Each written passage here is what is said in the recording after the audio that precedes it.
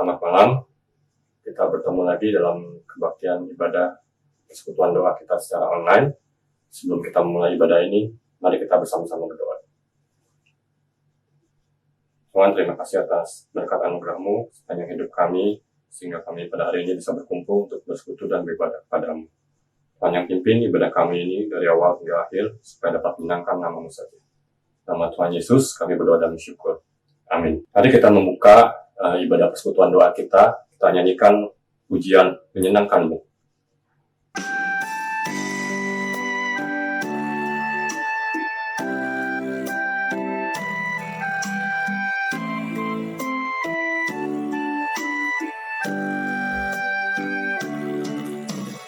Tuhan, ku mau menyenangkan-Mu.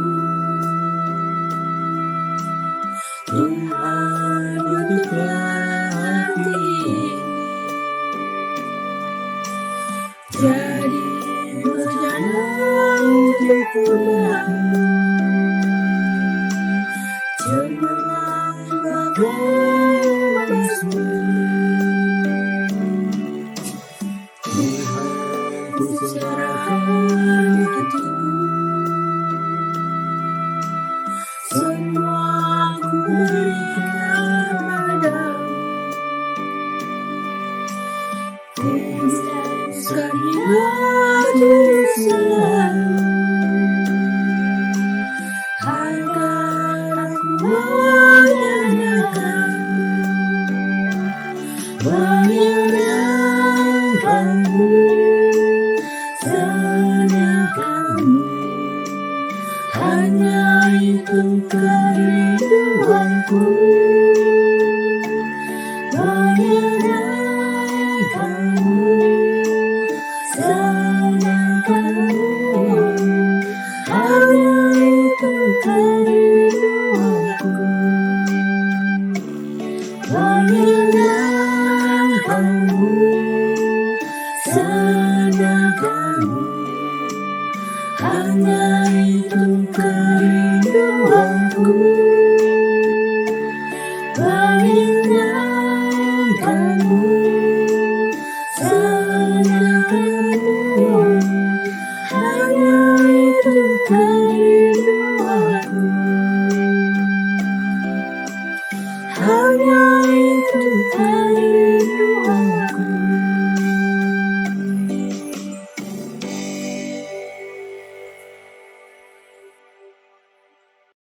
Di sepanjang kehidupan kita telah banyak mengecap dan melihat betapa baiknya Tuhan itu. Mari kita menyaksikan dan menyanyikan pujian Kecaplah dan Lihatlah.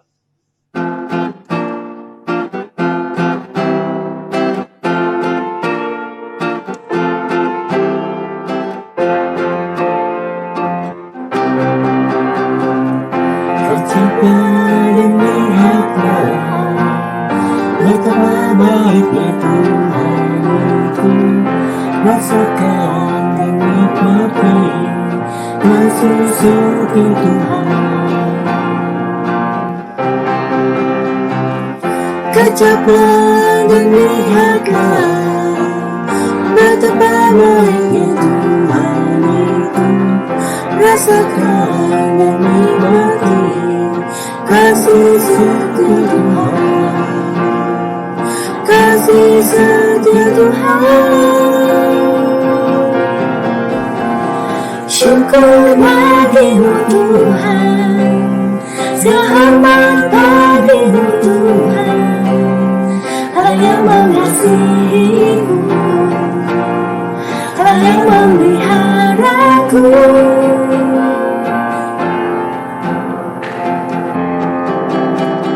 Syukur bagi-Mu Tuhan, terhormat bagi-Mu Tuhan.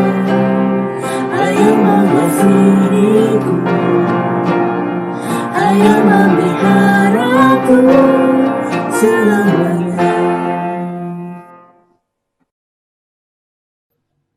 Sebentar kita akan menaikkan pokok-pokok doa kita. Pokok-pokok doa dapat saudara-saudari lihat di layar. Mari kita berdoa.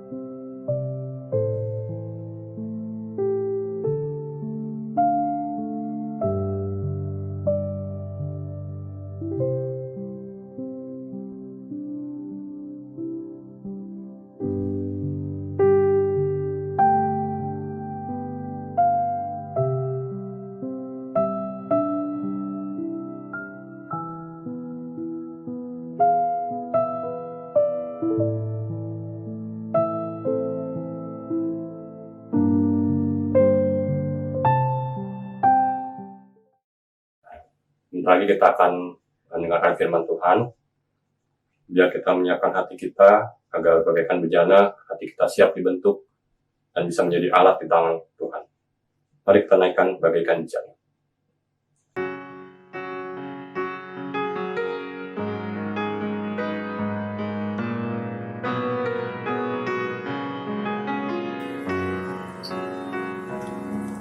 Bagaikan bejana siap dibentuk, demikian hidupku di tanganmu. Dengan urapan kuasa Rohmu, ku tirani selalu. Jadikan ku Allah dalam rumah-Mu, inilah hidupku di dalam-Mu. Bentuklah seluruh kehendakmu, pakailah sesuai rencananya. Ku mau seperti-Mu, Yesus, disempurnakan selalu dalam setiap jalanku, memuliakan nama-Mu. Ku mau seperti-Mu, Yesus, disempurnakan selalu dalam setiap jalanku, memuliakan nama-Mu, memuliakan nama-Mu.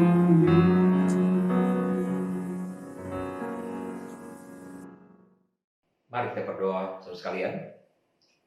Puji dan syukur pada Engkau ya Bapa atas kesempatan kami boleh berhimpun di dalam persekutuan doa pada malam hari ini.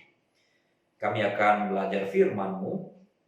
Berikanlah Roh Kudus menuntun kami memahami kebenaran-Mu. Di dalam Yesus Tuhan kami naikkan doa kami. Amin. Saudara sekalian, bunga dandelion tidak terlalu familiar bagi kita. Tapi di banyak negara, bunga berwarna kuning ini menjadi gulma, dimusuhi oleh banyak orang, dibenci. Padahal bunga dandelion mempunyai manfaat yang luar biasa, saudara.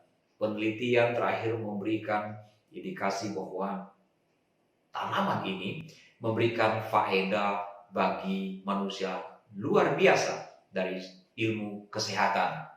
Bahkan ribuan tahun yang lampau di Mesir dan di Tiongkok, bunga dandelion telah menjadi bahan pengobatan.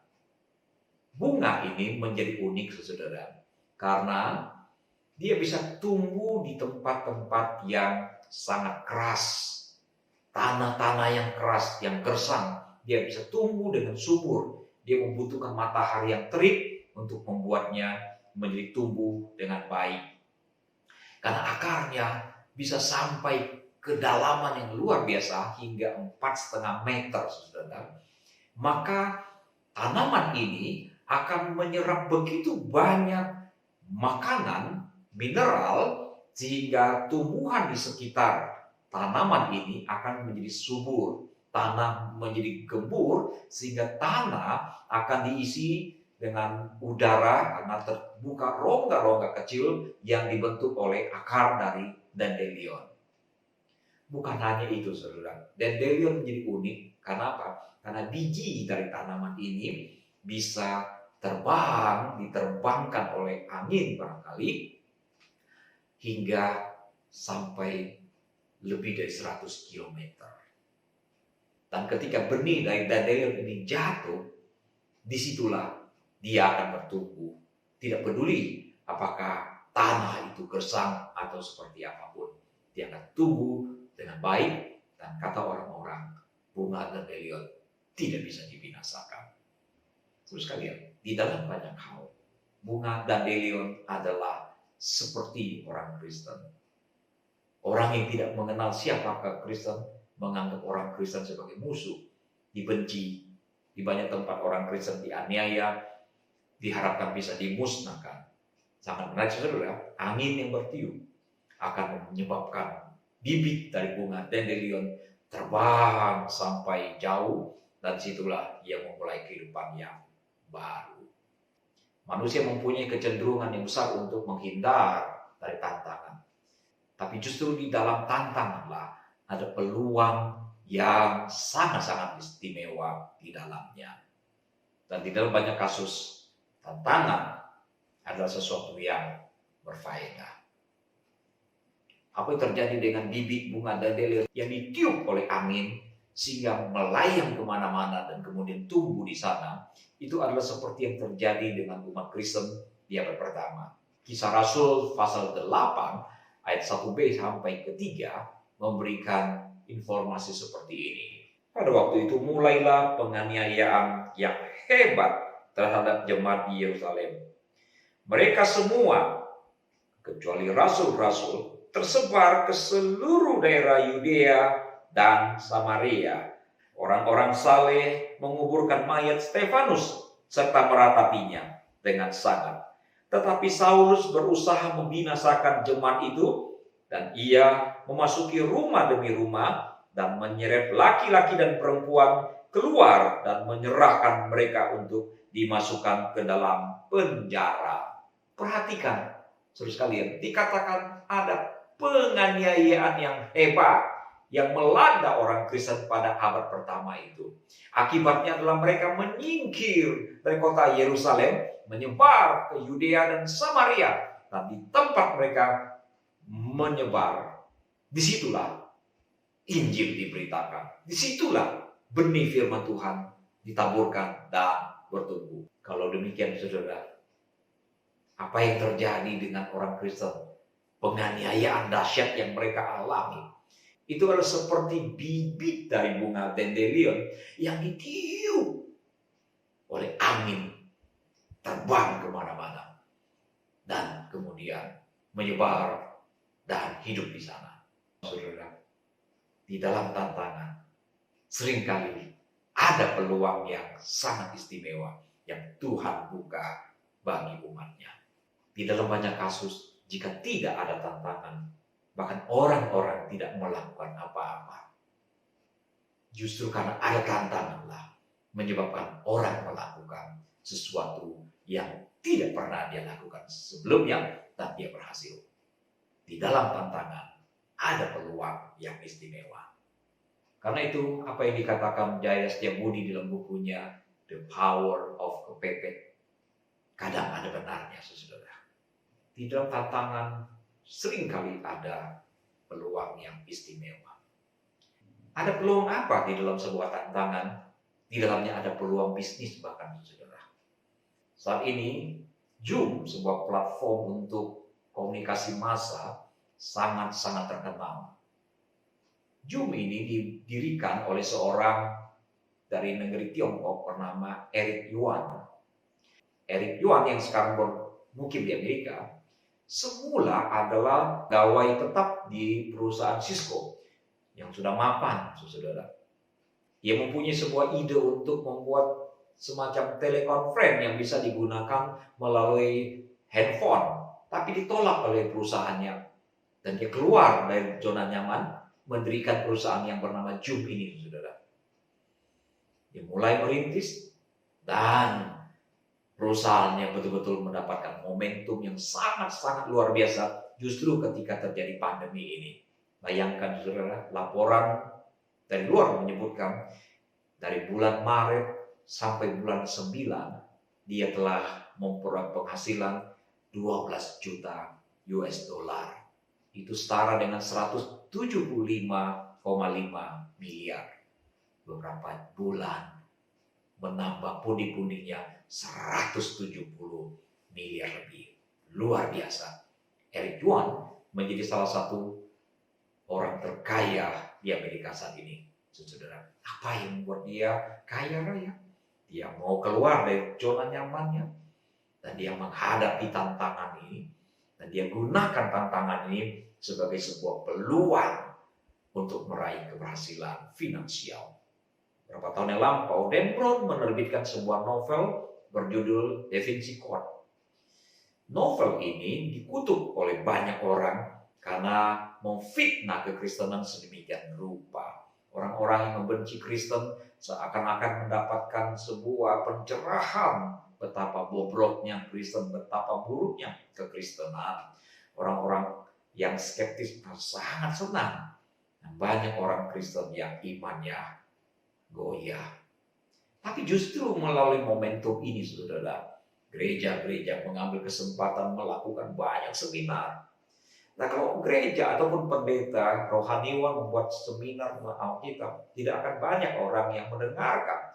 Tapi karena ada masalah, karena ada kontroversi yang sangat-sangat gencar tentang Da Vinci Code, maka seorang pendeta, banyak pendeta yang berbicara tentang Da Vinci Code, itu mengundang perhatian orang luar yang tidak senang dengan kekristenan, dan itulah kesempatan yang Tuhan buka bagi orang-orang skeptis dan orang yang membenci kekristenan untuk mendengarkan kekristenan yang sebenarnya melalui pendeta-pendeta yang sejati. Sebuah kesempatan terbuka justru ketika terjadi gelombang Da Vinci Code. Saudara sekalian, beberapa waktu yang lampau saya membaca sebuah laporan misi dari grup Billy Graham. Sangat menarik. Dikatakan bahwa layanan Injil yang mereka lakukan itu mendapatkan respon hingga jutaan orang dalam waktu yang singkat. Artinya orang-orang menerima Yesus ataupun orang Kristen lama yang menghilang dan kemudian menerima Yesus kembali melalui layanan yang mereka miliki. Saya lalu men-sharingkan cerita ini kepada sekelompok pengurus misi gereja. Saya katakan kita harus memulai sesuatu seperti ini karena ini sebuah terobosan yang luar biasa. Tapi orang-orang tidak mempunyai kesempatan untuk itu. Nah, pandemi ini telah membuka sebuah kesempatan bagi gereja untuk memberitakan Injil, untuk memberitakan Alkitab, untuk memberitakan Yesus melalui media sosial. Gereja-gereja sekarang ditutup karena pandemi, tapi orang-orang beralih ke YouTube.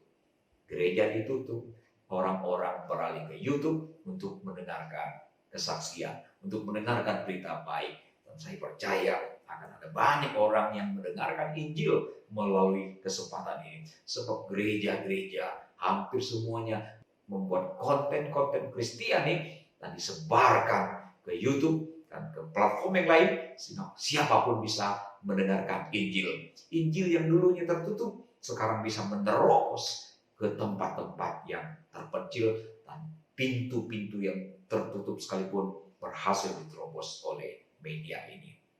Luar biasa. Saudara sekalian, di dalam tantangan yang sehebat apapun, yakini bahwa ada peluang yang Tuhan bukakan. Justru melalui tantangan, kesulitan, kalau kita terus berjalan bersama dengan Tuhan, di sanalah kita bisa melihat bagaimana Tuhan bekerja. Paulus dalam surat Ibrani pasal pertama memberikan kesaksian seperti ini. Aku menghendaki, saudara-saudara, supaya kamu tahu bahwa apa yang terjadi atasku ini justru telah menyebabkan kemajuan Injil, sehingga telah jelas bagi seluruh istana dan semua orang lain bahwa aku dipenjarakan karena Kristus. Paulus menulis surat Ibrani ini ketika dia sedang mendekam di dalam penjara. Penjara, sesuatu yang sangat menakutkan, sesuatu yang mengerikan, dan semua orang cenderung menghindari penjara. Tapi apa boleh buat, karena Injil, Paulus masuk penjara. Ini sebuah tantangan bagi dia. Tapi dia jelaskan kepada jemaat di Filipi bahwa justru karena pemenjaraan dirinya telah menyebabkan kemajuan yang luar biasa di dalam hal pemberitaan Injil yang dia lakukan. Beberapa tahun yang lampau, seorang mantan Muslim yang menjadi Kristen dan yang kemudian menjadi pendeta, Saifuddin Ibrahim, difitnah dan dipenjarakan. Saudara sekalian, tentu saja semua orang Kristen merasa sedih, bahkan orang-orang Kristen di seluruh dunia merasa sedih dan prihatin. dan berusaha untuk membela Saifuddin Ibrahim. Akhirnya vonis itu jatuh dan dia harus mendekam di penjara. Tapi apa yang terjadi, saudara? Selama di dalam penjara, Saifuddin Ibrahim mengatakan dia terus memberitakan Injil. Justru di dalam penjara lah dia katakan secara terbuka, terang benderang, dia membaptis 198 orang. Luar biasa, saudara. Justru dengan tantangan yang luar biasa, berada di dalam penjara sekalipun, dia mendapatkan peluang yang luar biasa untuk memberitakan Injil. Saudara sekalian, di dalam tantanganlah kita bisa mempunyai peluang untuk melihat Tuhan bekerja.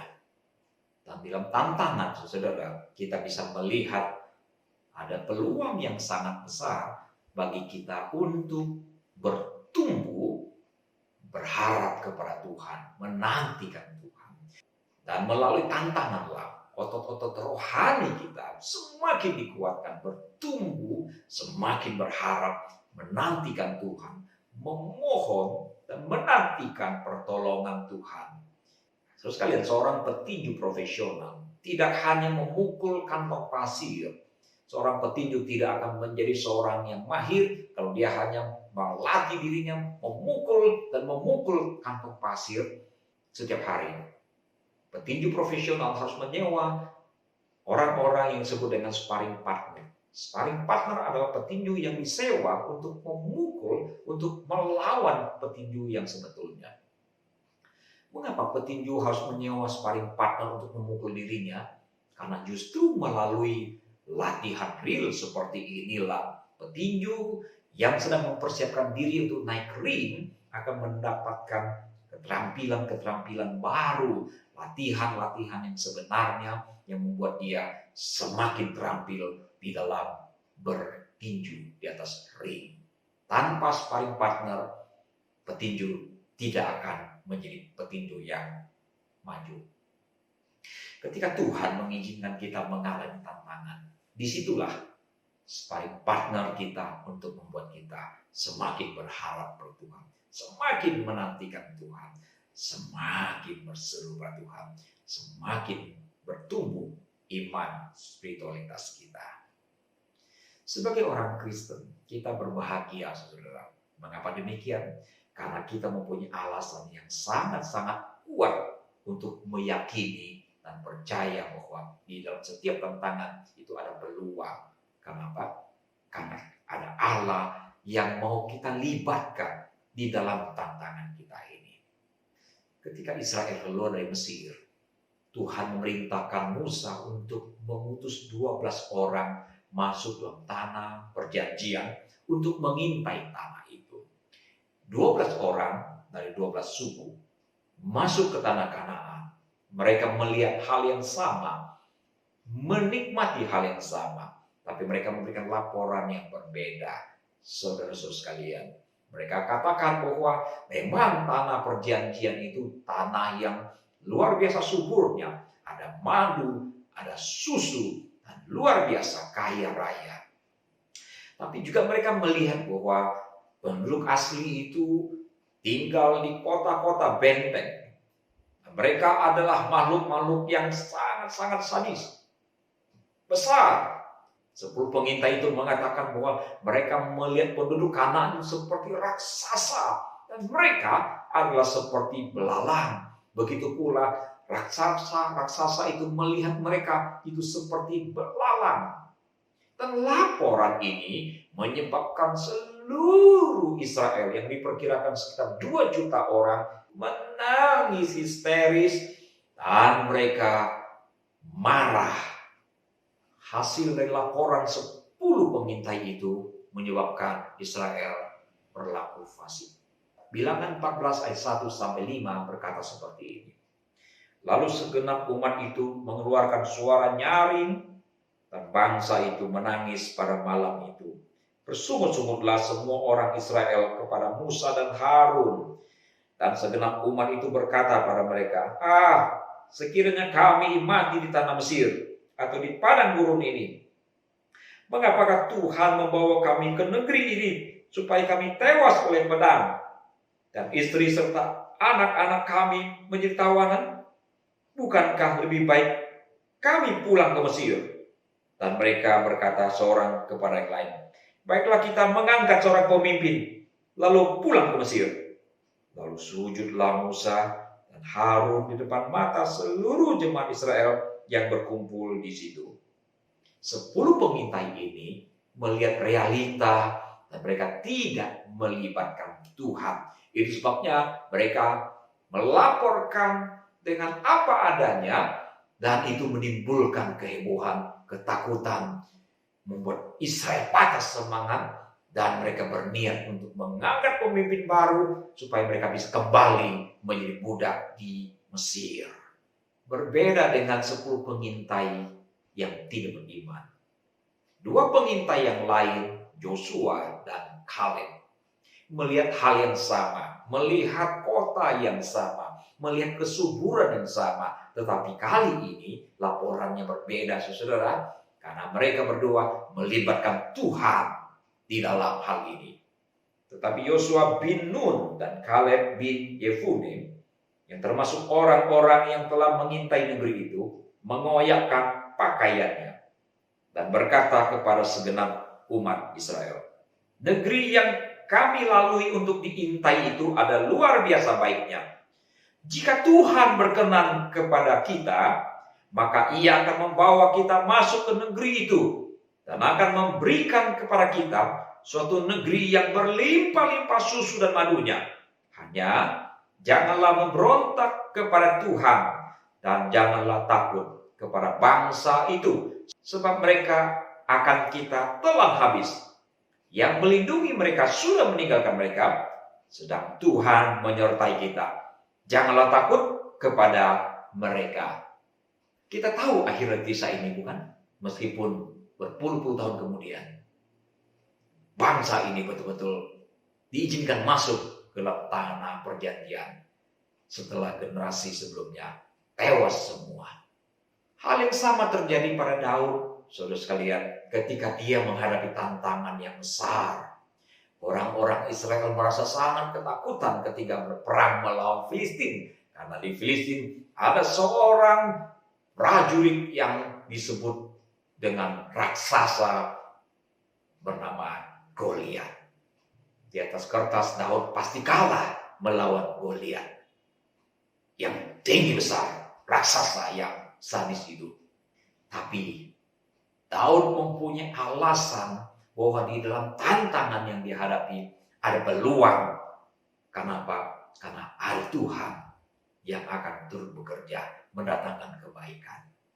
Daud berkata seperti ini di dalam 1 Samuel pasal 17 ayat 45. Tapi Daud berkata kepada orang Filistin itu, "Engkau mendatangi aku dengan pedang dan tombak dan lembing, tetapi aku mendatangi engkau dengan nama Tuhan semesta alam, Allah segala barisan Israel yang kau tantang itu." Kita tahu juga akhir dari kisah ini, saudara.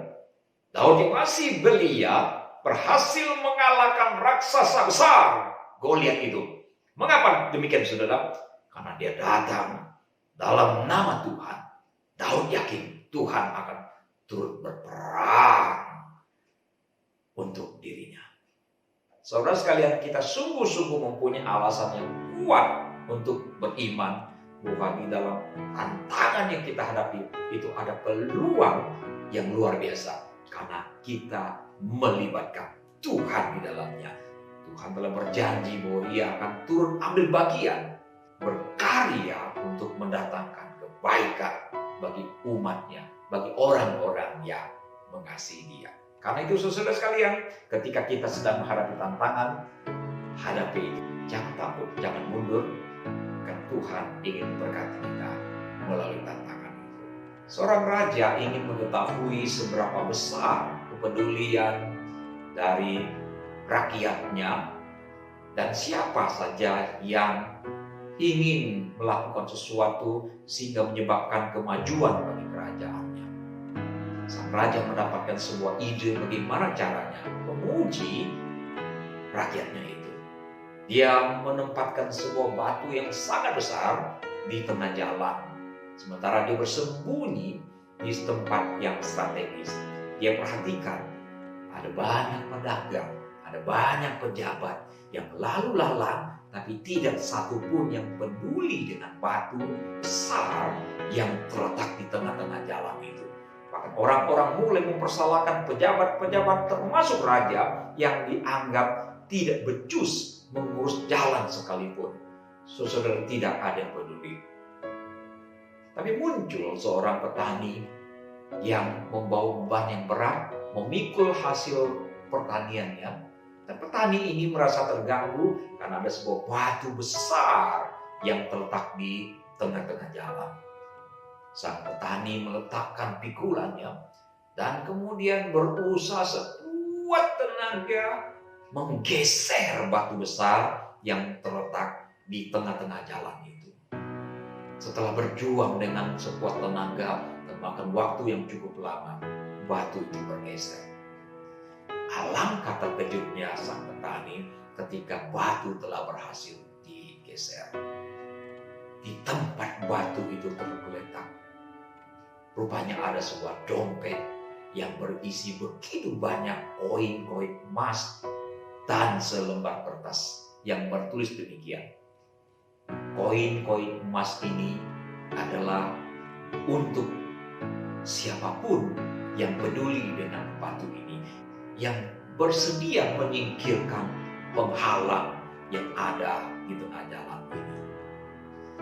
Saudara sekalian, ketika Tuhan mengizinkan kita menghadapi halangan di jalan ini, jangan lupa ada sesuatu peluang yang Tuhan siapkan bagi kita. Semoga Tuhan menolong berkat kita semua. Mari kita berdoa. Terima kasih Bapa untuk firman Tuhan yang mengajari kami untuk tidak takut dengan kesulitan dan tantangan yang ada di depan kami. Tolong kami Bapa untuk mempunyai iman yang kuat menghadapi setiap tantangan, dan justru sebaliknya melalui tantangan ini kami bisa mendapatkan peluang-peluang, memanfaatkan peluang yang ada untuk hal-hal yang positif, yang baik, dan yang mendatangkan kemuliaan dan kesejahteraan bagi kami. Terima kasih Bapa. Demi Yesus Tuhan kami naikkan syukur kami. Amin.